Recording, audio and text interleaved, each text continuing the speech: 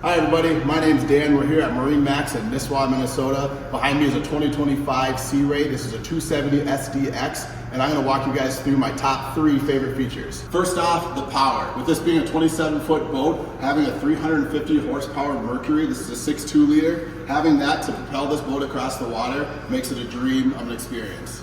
So when I'm on the boat, I love to relax. So my second favorite feature of this boat is this whole rear area. Not only do you have a swim step, making it convenient to get in and out of the water, but you got this nice sun pad area, and this is actually adjustable as well. So if you really want to lay back and relax, you got a cooler back here in the floor, so you never have to go far for a beverage if you are enjoying this atmosphere.